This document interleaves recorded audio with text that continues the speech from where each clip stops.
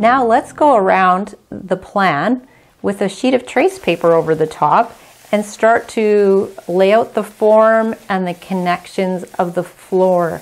So the whole idea of garden rooms was that we would have pattern on the ground, which is the floor. We'll have walls that come up, and we'll have a sense of ceiling over certain areas. So that's what we're watching for as we start to really solidify this plan onto paper. So go ahead and put a sheet of trace paper over top, and you can see I've traced the major elements with a black marker just so it shows up nicely and I can align things easily. I also put a little bit of tape on either side to hold the trace paper in place. So what I'm going to do is just go through the plan step by step, and you can watch how I do the connections between the different flow areas. So starting in the front, I'm going to check and make sure that my angles are at 45. Give myself a little guideline. So I'm going to map out where the patio space is. My lawn swing is off of the patio. I could choose to add a little bit more pavers or concrete material to include that, in which case the floor would have a little jog in it like that. And I have added to the landing, and so I will bring the landing over a little bit so it catches well in outside of the doorway. And at this point I'm going to think about, wonder how wide this is. So 8 feet would bring it to here. And I might pull that up. And then we do have an existing cedar that's here. So we will keep that and allow the landing to be not too much different from where it is right now. But you can see it's quite a lot larger than it was when it was just this shape.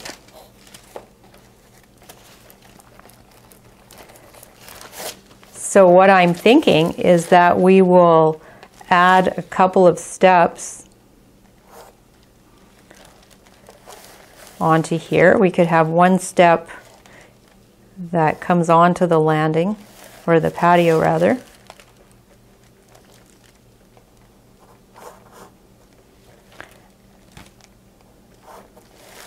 And that way we have kind of a double set of steps coming down. So it feels like it's going to the patio mostly, but then we're going to start to play with how does it get down to the sidewalk.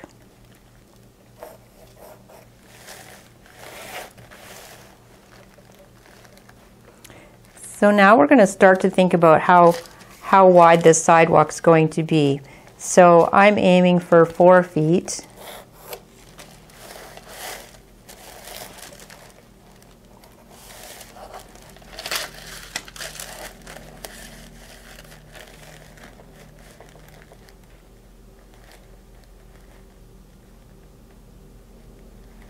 And then I'm going to play with, these flowers are a little bit movable, of course.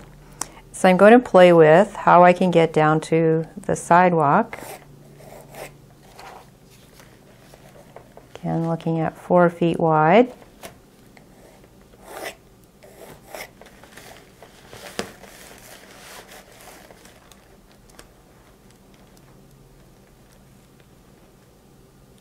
And I find that we don't want to annoy people too much by making the sidewalk jog around in an annoying way, because that's, as we learned in the flow class, it's a little bit less inviting. So even doing this, you can tell it's taking us out of our way a little bit. So I might find a spot where we actually turn it and come straight into the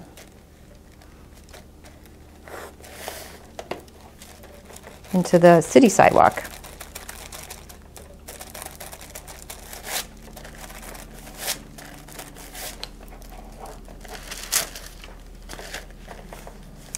And this is where we can add some new steps back in, because this is a bit of a slope. And this is where we tie in the street to the city sidewalk. Because you are allowed to have a connection to your sidewalk, that even though this isn't on your property, it is a connection to the street, which is allowed by the city. So if we look at what's left here, I can go in with a coloring stick and I can highlight how this sidewalk is going.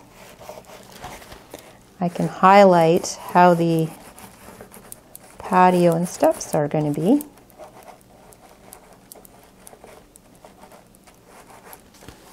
It's a little bumpy from all the things underneath.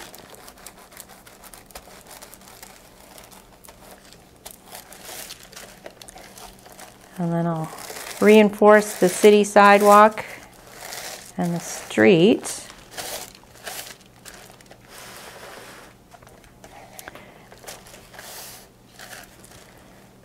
And what I'll notice is, will I have lawn here, or will I turn this into perhaps a xeriscape so there's no lawn required? In which case I might do a boulder wall here and add a few more plants. So this could be some creeping plants out here, or we can switch to a stone mulch. We might do a mulch here. So now you can see that we're creating a feeling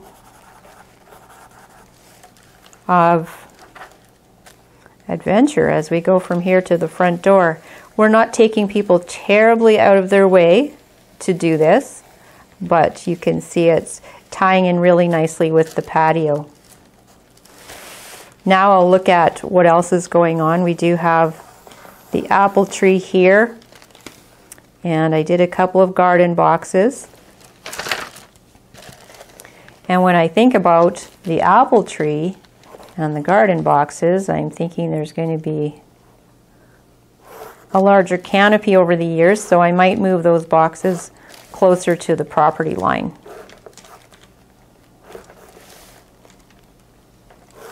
So this is our chance to tweak the design as we go along so that we can make it a bit more realistic. And when I think about if there were plants growing in this garden box, and I have this apple tree right here, do I really need to have a screen coming up to give me privacy? And I would suspect that I don't. And having these extra plants along the front wall is also going to give this whole area a lovely, more secluded courtyard feeling.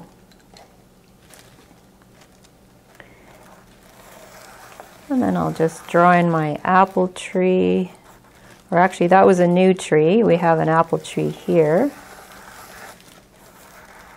And then we'll just quickly sketch in our waterfall and pond.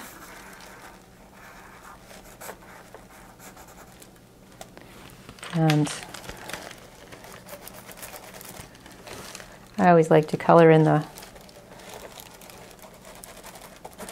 things as I go along. So we have a canopy of a tree here, and we'll have another tree here. And I had marked on to do the waterfall, not the waterfall, the wildflower garden I'd marked on we were going to do the wildflower garden over here. And I'll wait just a moment to do that. So here's my opportunity to make a connection into the side area. You can see I'm going off on an angle here. And we get into our hugel here and our dog run. So what is the connection that's going to happen here? We're going to have some stepping stones. There's going to be some stuff here. The dog run's going to start. Depending on your dog, this may actually end up having a gate, either here or here. It might be nicer back here,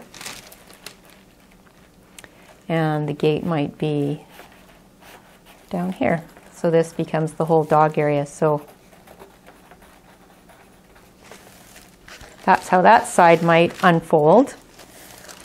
And looking back through here, we had a low table, and I adjusted this so I moved the chairs over here so we could have the big swinging bench. So our traffic flow to the street goes down here and into our courtyard sitting spaces out here, and it's also going to go around the corner. So from here we can have our stepping stones coming out here, and this is where they might turn to go straight past the composters.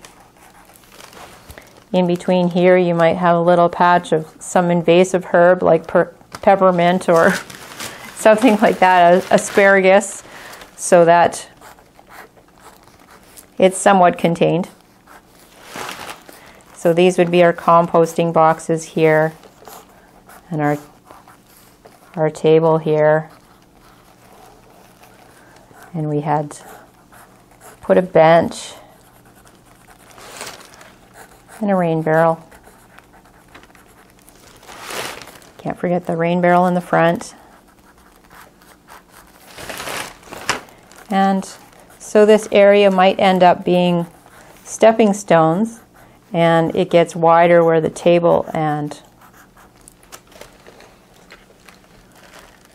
the bench are.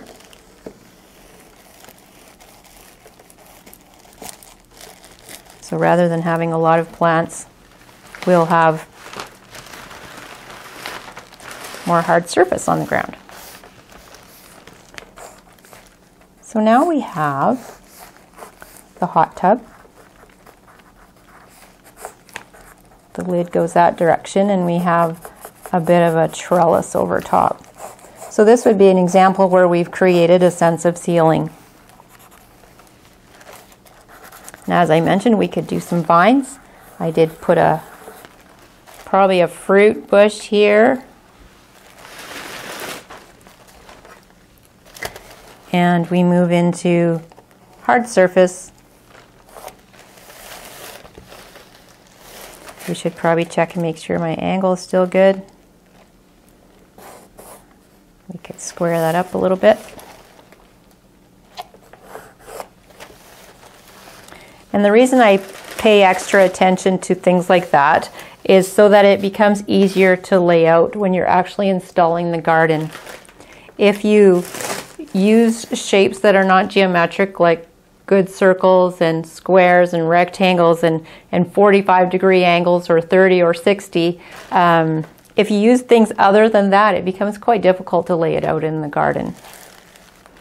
Especially when you've got a bunch of equipment sitting there waiting for you, or a crew, and they're like, how do you want this to go? And you're like struggling to figure out how on earth you laid that out on the plan, and being able to translate that onto the ground in a hurry can be challenging. So here are my two garden boxes. And in this case, I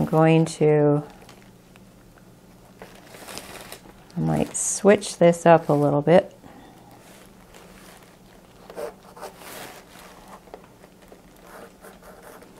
So we have hard surfacing underneath of that table. And I have some rocks here. One of my favorite things to do is to interrupt the patio pattern with a few boulders. Just makes it look kind of like the boulder was there first.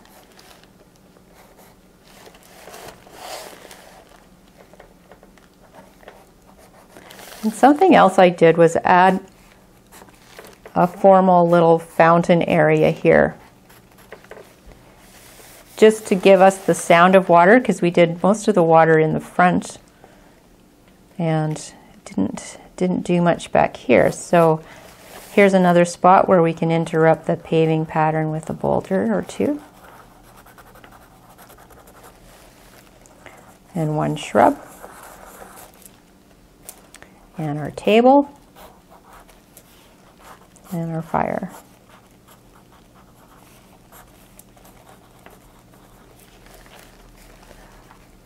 Now we'll draw on the lilac and we can see how it's creating a canopy over this whole space. And now we can add in our log. Maybe have a stump here. We could do a couple of comfy chairs here. Not everybody likes to sit on a stump. And have our wood pile here. And you can feel that the hammock kind of fits in here quite nicely. We could make a smaller chopping block. Leave the axe in it.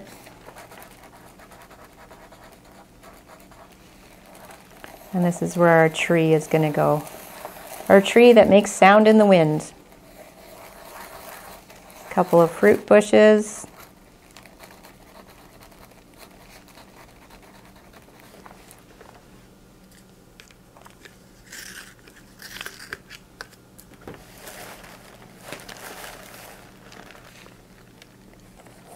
So now this is the patio shape that we've come up with.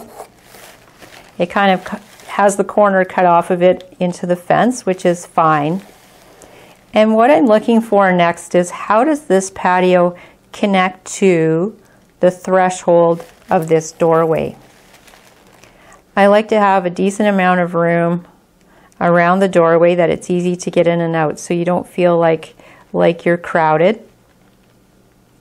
So essentially it's going to take up a certain amount of room here. Is our actual threshold, might be sort of like that, but we're not going to make it go pointing out into the driveway like that. So partway through, in between the two doors, we might do a bit of an angle that comes over. So I've pulled the line of this out, and I pulled a straight line this way, and I've made a place where it feels like we have more of a gracious entrance into this space.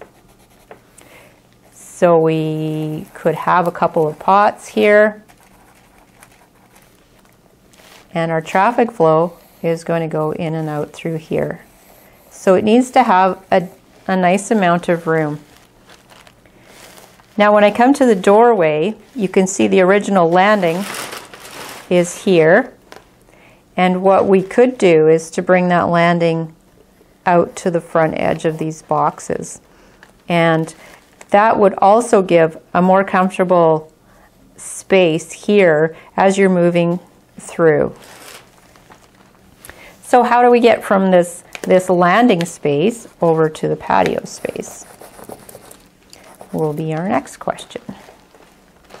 So I would think that I would just draw a straight line up from here and a straight line from here, and I would say that this is going to be hard surface. If we think about how much traffic is going on here, hot tub, table, door to the garage, to the fire, around the corner for the dog, there's a swing, there's the garden shed over here, and I've put the door on the end. So we've got all of this, and going around the rain barrel and the compost area. you can see that this is really a major hub, and that's why it has ended up with no furniture in it, is because you're really walking through that space. And these two garden boxes are going to be super handy to the kitchen.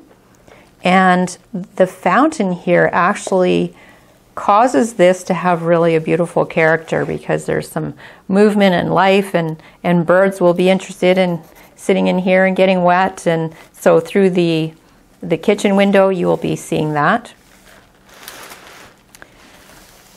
So from a flow standpoint, we're just going to say this is hard surface. And we're just going to color this in, lumpy as it is, and we're going to add in the hard surface over here.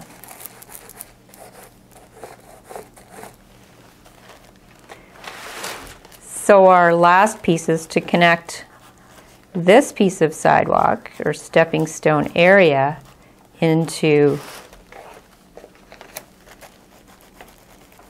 the patio. And we do that on both sides. Going over to the shed and over to the dog run. There may be a gate here.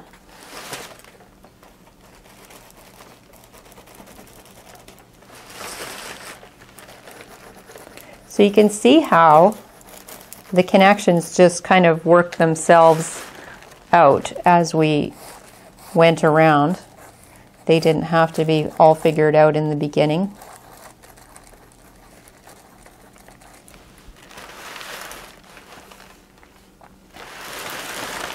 So now we have it fairly well mapped out, that when we go to do our final plan, our garbage cans are there. When we do our final plan, it will be super easy to fill it in, because basically we'll have a few plants to label and it will be pretty much complete. I like to color the rocks in, usually purple or something, just to remember that they're there.